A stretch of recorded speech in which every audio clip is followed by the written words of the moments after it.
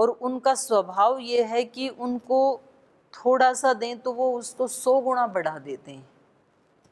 जैसे हमने 1 चम्मच घी डाला तो उसका 1 चम्मच घी का जो प्रभाव था वो अग्नि में डालने के बाद उसका प्रभाव 100 गुना बढ़ जाता है।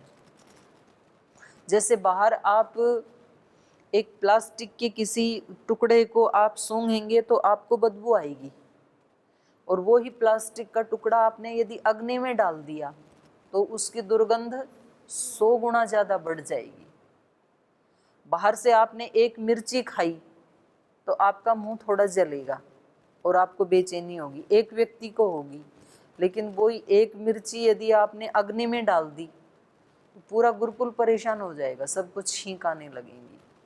तो अग्नि किसी भी चीज़ के प्रभाव को सैकड़ों गुना बढ़ा देती है। ये देवताओं का स्वभाव है, उनको थोड़ा देते हैं तो वो बदले में उसको 100 गुना बढ़ा देते हैं, ऐसा उनका स्वभाव है। तो ऐसे ही ये सारी सृष्टि में यज्ञ हो रहा है।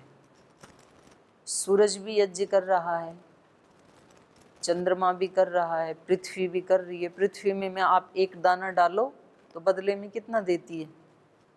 एक गेहूं का दाना डाला तो उसमें बाली की आएगी तो सैकड़ों दाने आते हैं उसमें। एक बाजरे का दाना डाले तो सैकड़ों दाने आते हैं। तो ये सैकड़ों गुणा कर देते हैं।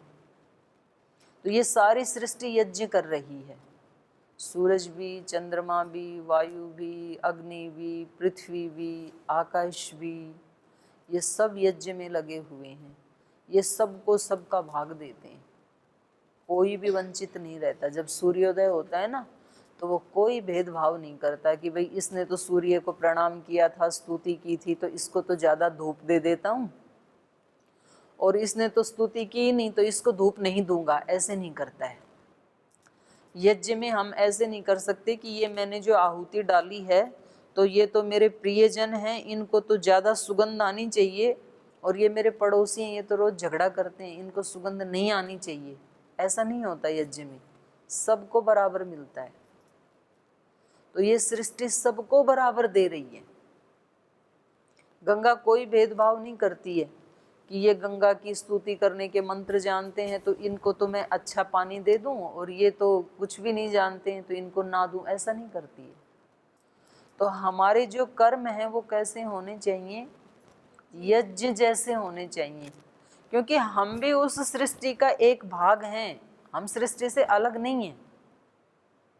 तो हमें सृष्टि के साथ शामिल हो जाना चाहिए, शरीक हो जाना चाहिए उसके साथ। अगर हम उससे अलग हट गए तो हमारा अस्तित्व मिट जाएगा। जैसे एक पेड़ है तो उसके ऊपर कितने सारे पत्ते हैं, अगर उनमें से एक पत्ता ये कहे कि नहीं मैं तो, मेरा अलग अस्तित्व है, मैं स्वतंत्रता से जीऊंगा, मेरा मन करेगा तब मैं हिलूंगा, मेरा मन करेगा तो मैं नहीं हिलूंगा। जब सब पत्ते हवा के साथ हिलते हैं तो मैं नहीं हिलूंगा इनके साथ। अगर ऐसा कोई पत्ता कहे तो क्या ऐसा कर सकता है वो?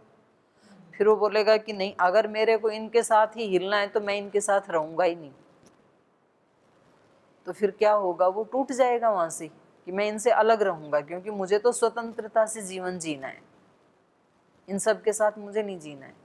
तो टूटने के बाद फिर वो हरा रहेगा कि सूख जाएगा? सूख भी जाएगा, और कुछ देर के बाद उसका अस्तित्व ही मिट जाएगा। जब तक वो पेड़ से जुड़ा है तो पेड़ फिर जड़ से जुड़ा हुआ है, जड़ जो है वो पृथ्वी से जुड़ी हुई है, पृथ्वी आकाश से जुड़ी हुई है, आकाश ईश्वर से जुड़ा हुआ है, क्योंकि आकाश में है ना पृथ्वी तो हमारी। तो एक तरह से एक पत्ता किसके साथ जुड़ा हुआ है? पूरे यूनिवर्स के साथ, ईश्वर के साथ। हम भी किसके साथ जुड़े हुए हैं? पूरे यूनिवर्स के साथ जुड़े हैं, हम ईश्वर के साथ जुड़े हुए हैं। इसलिए हमारा अलग से कोई अस्तित्व नहीं है। हम ये नहीं सोच सकते हैं कि हमें इस ब्रह्मांड के साथ हमारा कोई लेना देना नहीं, मेरा एक अलग जीवन है, स्वतंत्र जीवन है। ऐसा नहीं है। हम इसी ब्रह्मांड के, इसी यूनिवर्स के एक छोटे से टुकड़ा हैं हम भी। तो जैसे ये यज्ञ कर रहा है, ये ब्रह्मांड में जो यज्ञ हो रहा है, ऐसे ही हमें उस यज्ञ में शामिल होना है। बस हमारे माध्यम से भी हम जो कर्म करते हैं वो कैसे होने चाहिए? यज्ञ स्वरूप। यज्ञ का खंडन ना करें हम। तो यज्ञ का मतलब क्या है? तो जैसे मैंने बताया, यज्ञ का मतलब यही है कि जिस जिस देवता को हमने बुलाया है, जो आए हैं हमारे पास, उनका हिस्सा, उनका अधिकार उनको देना है। यदि आपने बुलाया और फिर दिया नहीं उनको, तो फिर ये देवता नाराज भी तो हो जाएंगे ना, तो फिर वो हमारा अहित भी तो कर देंगे, दंड भी तो दे देंगे। तो हमें जीवन वाले यज्ञ में क्या करना है? माँ का एक अधिकार है, माँ भी एक देवता है, पिता का भी अधिकार है, पड़ोसी का भी अधिकार है हमारे जीवन पे, बच्चों का भी अधिकार है, साधु संतों का भी अधिकार है, भिखारियों का भी अधिकार है, कुत्ता बिल्ली गाय का भी अधिकार है, देश का भी अधिकार है, सीएम पीएम का भी अधिकार है। हमारे ऊपर कितने लोगों का अधिकार है, क्योंकि उन सब से कुछ ना कुछ लेकर के हम आज इस स्थिति में हमने लिया ना इस सारे यूनिवर्स से, तभी तो ऐसे बने हम। तो हमें उनका हक उनको देना चाहिए। अगर एक जगह भी हम नहीं देते हैं किसी का हक, तो हमारा यज्ञ खंडित हो जाता है, फिर पूर्णाहुति नहीं होगी यज्ञ की। और यज्ञ यदि खंडित होता है, पत्ता यदि उससे वृक्ष से टूटता है, तो उसका अस्तित्व ही समाप्त हो जाएगा। फिर अगर हमने यज्ञ भाव से कर्म नहीं किए, तो हम बार बार फिर ऐसे ही चक्कर लगाते रहेंगे, ऐसे ही दुखी होते रहेंगे, ऐसे ही परेशान होते रहेंगे। तो हमने पहले दिन ही ये चर्चा की थी ना कि कर्म एवं मनुष्याणाम कक, तो हमारा यज्ञ खंडित हो जाता है, फिर पूर्णाहुति नहीं होगी यज्ञ की। और यज्ञ यदि खंडित होता है, पत्ता यदि उससे वृक्ष से टूटता है, तो उसका अस्तित्व ही समाप्त हो जाएगा। फिर अगर हमने यज्ञ भाव से कर्म नहीं किए, तो हम बार बार फिर ऐसे ही चक्कर लगाते रहेंगे, ऐसे ही दुखी होते रहेंगे, ऐसे ही परेशान होते रहेंगे। तो हमने पहले दिन ही ये चर्चा की थी ना कि कर्म एवं मनुष्याणाम कारणम बंध मोक्षयो। जो हम ये काम कर रहे हैं ना, इसी से ही हम बहुत सुखी हो सकते हैं। खजाने की चाबी हमारे हाथ में है, ये कर्म। हम अब उसको बंद भी कर सकते हैं, खोल भी सकते हैं, खजाने को हमारे ही हाथ में। इन्हीं कामों से हम अत्यंत आनंद को भी प्राप्त कर सकते हैं और अत्यंत दुख को भी प्राप्त कर सकते हैं, और कभी दुख और कभी सुख, इसको भी प्राप्त कर सकते हैं। क्योंकि कभी कभी हम अच्छा काम कर लेते हैं, यज्ञीय काम कर लेते हैं, कभी कभी हम स्वार्थ के वशीभूत होकर काम कर लेते हैं। तो हमारा जीवन फिर कैसा रहता है? कभी खुशी कभी गम। तो हमेशा खुशी भी रह सकती है, ऐसा पॉसिबल है, क्योंकि ये संतों के जीवन में रहा। तो जो हमारे नियत कर्म हैं, उनके लिए गीता क्या कहती है हमें कि उन यज्ञों को कैसे करना है? यज्ञ भाव से करना है। और यज्ञ की आत्मा क्या है? जो भी हम आहुति देते हैं ना, उसके बाद में फिर एक शब्द बोलते हैं, एक टैगलाइन है यज्ञ की, इदम अग्नये इदन्न मम, ऐसे बोलते हैं। इदन्न मम का मतलब है ये मेरा नहीं है, जो आहुति दे रहा हूँ ना, ये मेरा नहीं है, मेरे पास भी कहीं से आ गया तो मैं दे रहा हूँ। तो हम जो भी काम कर रहे हैं, चाहे हम शरीर से कर रहे हैं, वाणी से कर रहे हैं, मन से कर रहे हैं, वो हमारा नहीं है। बस ये यदि पकड़ में आ गया तो यज्ञ सफल हो गया। हम पढ़ा रहे हैं बच्चों को, तो वो जो आपके पास ज्ञान है वो आपका है कि किसी का दिया हुआ है? वो लिया है आपने उधार। जब आप पैदा हुए तब नहीं था आपके पास वो, तो जब आप दूसरे को दे रहे हैं तब बस इतना सोच लेना, इदन्न मम, ये घमंड मत करना आप। मैं आपको कोई बातें अभी बता रही हूं तो ये मेरा है कि किसी का दिया हुआ है? दिया हुआ है। पैदा होते समय थोड़ी थी ये बातें मेरे पास, तो देते समय भी क्या सोचना है? इदन्न मम, मेरा नहीं है, उधर से आ गया, इधर से दे दिया। वो कौन थे, एक राजा थे ना कि प्रतिदिन बहुत सारा दान देते थे और फिर भी आंखें ऐसे रखते थे, नीचे रखते थे। तो किसी ने पूछा, आप इतना सारा दान करते हैं तो तो भी नीचे आंखें क्यों रखते हैं हमेशा? तो बोलते थे देनहार कोई और है, देता है दिन रैन, लोग हमें कहें दान दाता, इससे नीचे नैन। देने वाला तो कोई और है, वो दिन रात मुझे देता है, और जो लेने वाले हैं वो मेरे को कहते हैं कि ये देने वाला है, तो इसलिए मैं आंखें झुका लेता हूँ कि मैं नहीं दे रहा हूँ, वो कहीं से आ रहा है, मैं दे रहा हूँ। यहाँ बच्चों को फल बांटने की ड्यूटी रजनी जी की लगाई जाती है, और इधर से कौन लगते हैं? 2 भाइयों को मैंने देखा, एक दिन आप लगते हैं। बच्चों को फल कौन बांटते हैं? तरबूजा काट रहे थे ना उस दिन, है?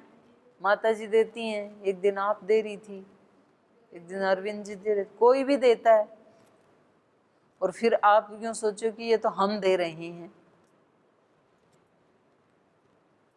वो तो आया है हरिद्वार से, आप तो चैनल बने हो, उधर से जा रहा है, आपका क्या है उसमें? तो जो भी काम करें आपके पास, जो आप बोले जी ये तो शक्ति मेरी है, मैं अपने शरीर से पुरुषार्थ करता हूँ, ये ली है आपने। माता पिता ने जन्म दे दिया, इस धरती माता ने अन्न जल खिला के शरीर को बड़ा कर दिया, गुरुजनों ने कुछ शिक्षा दे करके 2 शब्द सिखा दिए, कुछ जीवन में संघर्ष थपेड़े आए, उन्होंने थोड़ी सी आंखें खोल दी, ये सब लिया हुआ है यहाँ से। आत्मा निर्लिप्त है और यहीं छूट जाता है और यहीं से हम लेते हैं। खाली आना खाली जाना, सारे जगत की रीत है ना। कितने लोगों को देखा जाते हुए, सारे ही तो खाली गए, तो हम कौन से स्पेशल हैं? और कब आंखें बंद हो जाएंगी इसकी कौन सी गारंटी है? अभी है, अगले ही क्षण ना रहे। आपने ऐसे तो केस सुने ही होंगे ना कि व्यक्ति रात को सोया और सुबह उठा ही नहीं, सुने हैं कि नहीं सुने? बिल्कुल अच्छा भला व्यक्ति था, रात को सोया सुबह उठा ही नहीं। तो ये मेरे साथ भी तो हो सकता है, मैं कौन सा स्पेशल हूँ? तो जब सुबह आंखें खुलें तो भगवान का धन्यवाद करना चाहिए कि कम से कम सोया था, उठ गया मैं। और उठ के अब करना क्या है, किस लिए उठा हूँ? आज का जो दिन मिला है तो क्यों दिया आपने मुझे जीवन? मेरी भी तो आंखें बंद हो सकती थी आज। अब्दुल कलाम जी जो हैं वो भाषण दे रहे थे, भाषण देते देते गिर गए पीछे, हम भी तो गिर सकते हैं, तो भी नहीं गिरे तो भगवान का धन्यवाद है। किसी के भी साथ हो सकता है ये।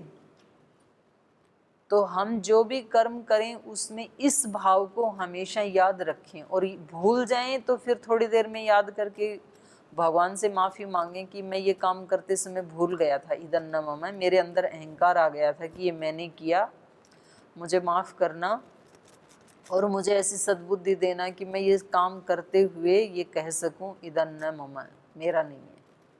चाहे शरीर से काम किया, चाहे मन से किया, चाहे बुद्धि से किया, चाहे वाणी से किया, बस धर्म हो गया पूरा। इतना रहस्य यदि समझ लिया ना, आप बन गए योगी। इतना ही है बस, ये ज़्यादा नहीं है, बहुत ज़्यादा शब्द सीखने की ज़रूरत नहीं है, आपको वेद रटने की ज़रूरत नहीं है।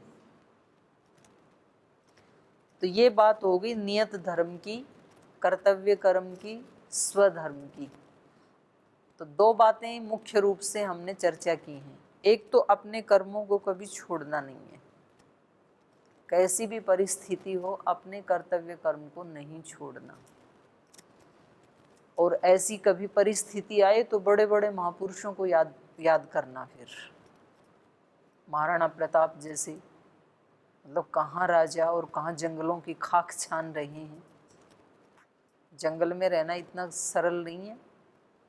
मैं आज सुबह गई थी 5:30 बजे, और फिर वहाँ से नदी से आई लगभग 12:30 1 बजे, 1 बजे के लगभग आई। भूख लग गई वहाँ पे, तो मेरे को लगा अब चलना चाहिए, खाना नहीं तो यहाँ तो सारे दिन, मतलब मन कर रहा था कि पूरे दिन बैठी रहूँ वहाँ पे। फिर धूप लगने लगी, 10:30 11 बजे तक तो एक पत्थर, 10:30 तक तो पत्थर की छाया रही वहाँ पे। फिर उसके बाद धूप बड़ी अच्छी सी लगने लगी, तो मैंने सोचा अब कहाँ जाऊँ, कोई पेड़ तो है नहीं यहाँ पे। तो फिर पानी में बैठ गई, नदी में। पानी में बैठने से गर्मी तो नहीं लगी, ठंडा पानी है, भूख लगी। तो मुझे लगा अब चलना चाहिए, खाना कहाँ से आएगा यहाँ नदी में, पानी खाने को तो कुछ भी नहीं है। ये तो मतलब 4 घंटे की घटना है, एक दिन भी पूरा नहीं हुआ। और जिन्होंने 14-14 साल खाक छानी जंगलों की, और ये तो दिन की घटना है, रात भी तो आई होगी, भेड़िए का डर भी तो लगा होगा, तेंदुए का भी तो लगा होगा, शेर भी आया होगा, हाथी भी आया होगा, बिजलियां भी चमकी होंगी, बारिश भी आई होगी। आप थोड़ी कल्पना करके देखें। और तब भी अपना धर्म नहीं छोड़ा, तो उनकी मनस्थिति कैसी रही होगी उन महापुरुषों की। और हम तो हैं साधारण से मनुष्य, और वो थे राजघरानों में पलने वाले, जिनको एक मतलब उनके पैर जहाँ टिकते वहाँ फूल बिछते थे, दास दासियां जिनके चारों तरफ रहते थे। उन लोगों ने उस कठोर धर्म को सहन करते हुए अपने कर्तव्य को नहीं छोड़ा। चाहे वो श्री राम थे, चाहे सीता माता थी, चाहे वो महाराणा प्रताप थे, कितने गिनाए उसके लिए। तो हम थोड़ा सा भी अपना मूड ऑफ होते ही हम कर्म को छोड़ देते हैं। कभी भी अपना कर्म नहीं छोड़ना, हमें करना ही है। और जहाँ हम ये सोच लेते हैं कि भाई यहाँ तो हमारा वश नहीं चलेगा, ये तो करना पड़ेगा, वो तो कर लेते हैं। और जहाँ ये लगता है कि आज तो छुट्टी बोल देंगे तो भी चलेगा, तो हम 2 पार्टीशन कर लेते हैं। घर में जैसे पति पत्नी का झगड़ा हो जाता है ना, तो पत्नी झगड़ा करते करते भी खाना बना ही देती है, क्योंकि उसको पता है कि सारे भूखे मरेंगे, झगड़ा चलता रहेगा तो खाना तो बना ही दूँ कम से कम। तो चलो अच्छी भावना से तो नहीं बनाया, लेकिन बनाया तो सही, छोड़ा तो नहीं ना। और हो सके तो अपनी भावना को भी ठीक करने का प्रयास करें। तो जिस दिन मूड ना हो उस दिन भी सफाई करनी है, जिस दिन मूड ना हो उस दिन भी माली का काम करना है, मूड ना हो उस दिन भी क्लास में पढ़ाना है, मूड ना हो उस दिन भी संध्या यज्ञ हवन करना है, मूड ना हो तब भी स्नान करना है, सारे काम सफाई करना, सब काम करने हैं अपने, इच्छा नहीं होने पर भी। फिर महापुरुषों को याद करना, उन्होंने भी तो अपना धर्म नहीं छोड़ा। राजा हरिश्चंद्र, सारा राजपाट चला गया, पत्नी अलग हो गई, बच्चा बिक गया। आप कल्पना कर सकते हैं क्या बीती होगी उनके ऊपर, लेकिन फिर भी अपना धर्म नहीं छोड़ा। तो ये मनुष्य जीवन को, इस मानव शरीर को प्राप्त करने का मतलब उन्होंने उसको कृतकृत्य कर दिया। तो 3 रास्ते हैं हमारे पास, चाहे तो हम भक्ति के मार्ग से चलें, या तो ज्ञान के मार्ग से चलें, या तो कर्म के मार्ग से चलें। तो कलयुग में सबसे सरल है अपना कर्म योग, क्योंकि पहले दिन ही हमने कहा कि एक क्षण भी व्यक्ति कर्म के बिना रह नहीं सकता है। तो सबसे सरल तरीका ये कि अपने कर्मों को थोड़ा अच्छा बना लें, कर्मों को दिव्य बना लें, अपने कर्मों को हम ऐसा बना लें कि वो हमारे लिए ताला खोलने वाले बन जाएं। ये सबसे सरल है, क्योंकि काम तो करना ही पड़ेगा भाई, राजी करेंगे नहीं तो नाराजी से करना पड़ेगा। तो क्यों ना हम ऐसी कोई ट्रिक सीख लें कि वो काम करते करते ही हमें उसकी अनुभूति हो जाए। तो ऐसे बहुत लोग हुए। और काम मैंने पहले दिन भी बताया था, काम कोई छोटा बड़ा कभी भी आदमी को ये नहीं सोचना चाहिए कि जी मेरा तो ये छोटा सा काम है, इससे मैं कैसे उसको प्राप्त करूँगा। आपका भाव क्या है उस काम को करते हुए। जैसे वो नाटक करते हैं ना रंगमंच के ऊपर, स्टेज के ऊपर, तो उसमें किसी का रोल होता है राजा का, किसी का रोल होता है रानी का, किसी का रोल होता है स्वीपर का, उनके वहाँ सफाई करने वाला। तो वो जो अलग अलग रोल करते हैं, तो उनमें मेडल किसको मिलता है? जिसका रोल सबसे बेस्ट हो। तो कई बार क्या होता है कि राजा का रोल करने वाला तो अपने स्क्रिप्ट भूल जाता है, और स्वीपर वाला इतना बढ़िया रोल करता है कि बाद में मेडल उसी को मिलता है। तो काम कोई छोटा बड़ा नहीं है, हमने कितनी उसको तन्मयता से किया, कितनी प्रसन्नता से किया, कितना बढ़िया से बढ़िया किया, वो व्यक्ति बाजी मार जाता है। तो कई बार ऊंचे पद पर बैठने वाले चूक जाते हैं और कई बार छोटे पद पे रहने वाले उसको प्राप्त कर जाते हैं, ऐसे होता है। तो ये सारा संसार तो एक रंगमंच जैसे ही है और हम सबको रोल मिला है, उसी को हमने वर्णाश्रम व्यवस्था बताया, सबके नियत कर्म बताई। तो अपने वाले कर्म में कौन एक पहचान बन जाती है, व्यक्ति की एक छवि बन जाती है। फिर थोड़े दिन के बाद तो फिर ना दूसरे लोग कहने, थोड़ा सा संघर्ष करना पड़ता है। जैसे ही बाधा आई उस समय भी जो रुका नहीं और उस समय भी अपने काम में कोई कमी नहीं आने दी, बस फिर उसकी छवि बन जाती है। अनुकूलता है तब तक तो सब अच्छा अच्छा काम कर ही लेते हैं, प्रतिकूलता आती है उस दिन दिक्कत हो जाती है। तो उस समय भी जो डटा रहा बस वो पार हो गया। तो ये 3 बात हो गई हमारी। नियत कर्म की बात हमें समझ में आ गई। नियत कर्म को ही कर्तव्य कर्म कहते हैं, उसी को स्वधर्म कहते हैं, उसी को स्वकर्म कहते हैं। और उसको करना कैसे है? यज्ञ भाव से करना है। यज्ञ कभी खंडित नहीं होना चाहिए, पूर्ण आहुति तक जाना चाहिए हमारा यज्ञ। तो जैसे यहाँ पूर्ण आहुति कब होती है? सब देवताओं को उनका दे के और फिर लास्ट में एक आहुति डालते हैं मौन रूप से, वहाँ मंत्र नहीं बोलते। और बोलने के बाद कहते हैं इदम प्रजापतये इदन्न ममा, मतलब सबका हिस्सा सबको दे दिया, माँ का, पिता का, भाई का, बहन का, पत्नी का, बच्चों का, समाज का, सन्यासियों का, सबका हिस्सा सबको हमने दे दिया। और अब शाम को सोने लगे तो बोले अब ये जो जीवन बचा है प्रभु ये तेरे चरणों में। प्रजापति मतलब ईश्वर, जो सब देवों का भी देव है, बचा हुआ था वो सब उसके चरणों में समर्पित। अब यज्ञ पूरा हो गया, तो जीवन ही यज्ञ बन गया व्यक्ति का। तो तब वो पूर्णाहुति पे पहुंचता है। फिर इसके बाद ये बताते हैं, मतलब इससे मुझे लगता है कि गीता से बढ़कर के ना कर्म के बारे में बताने वाला कोई धरती पे ग्रंथ नहीं मिलेगा। इतना अच्छे से बताया। और बताया अनेन प्रसविष्य ध्वम, ये जो यज्ञ चल रहा है ना सृष्टि में, इसको तुम आगे बढ़ाना, इसको तोड़ना मत, बढ़ते रहने देना। बढ़ाएंगे कैसे?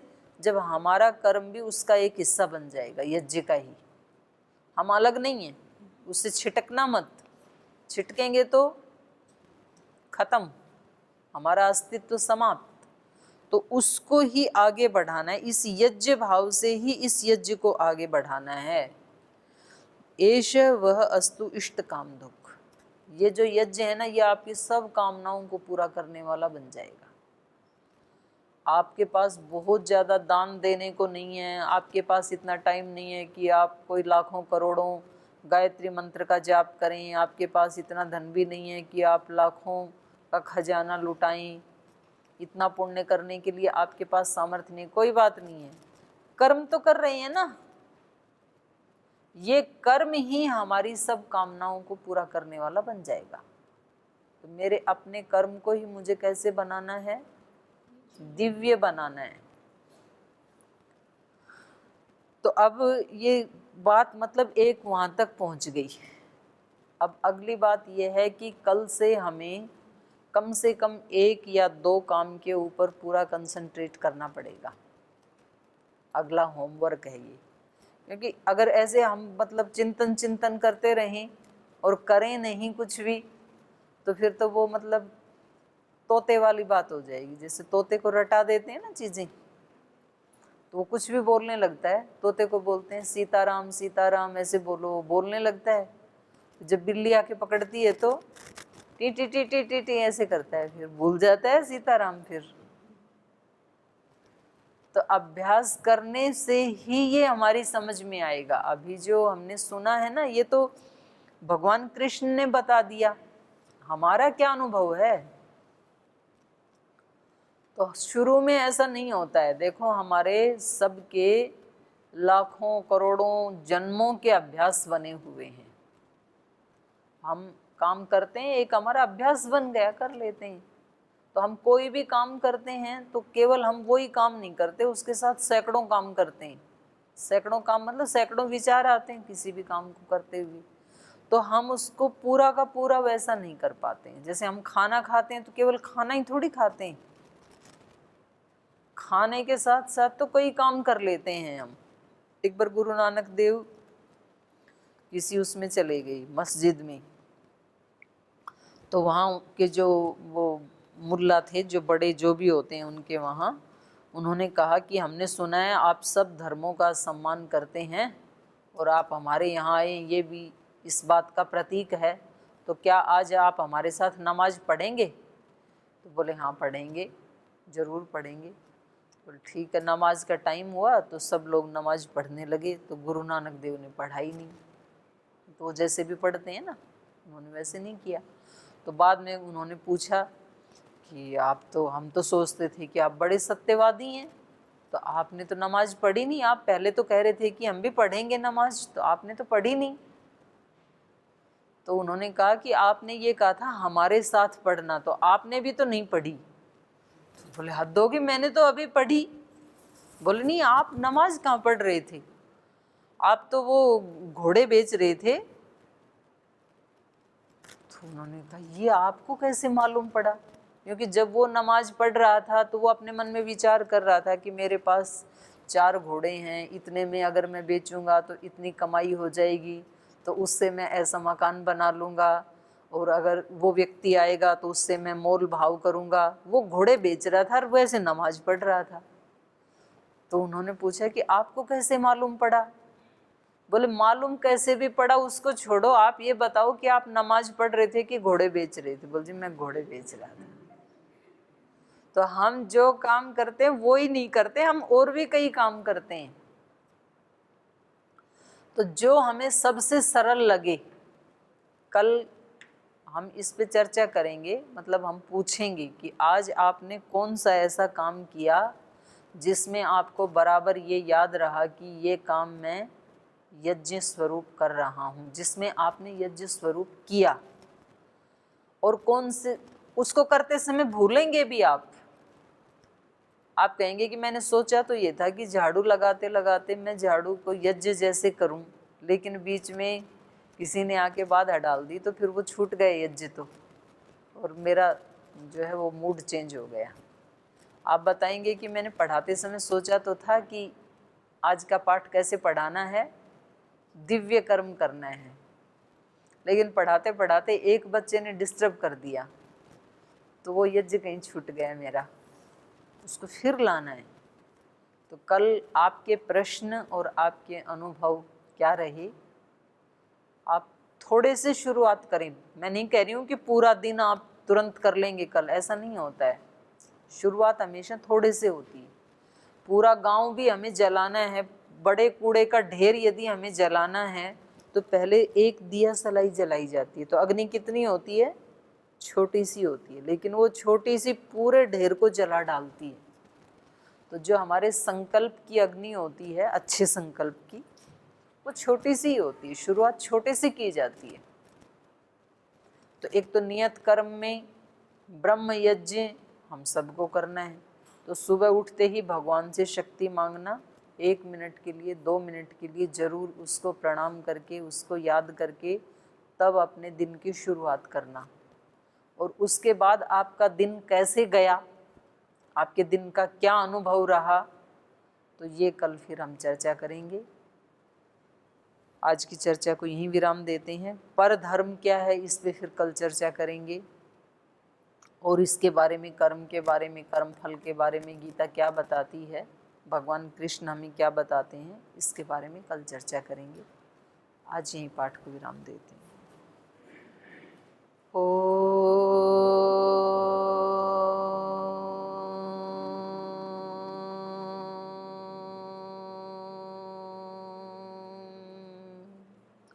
शांति शांति शांति। श्री गुरुभ्यो नमः।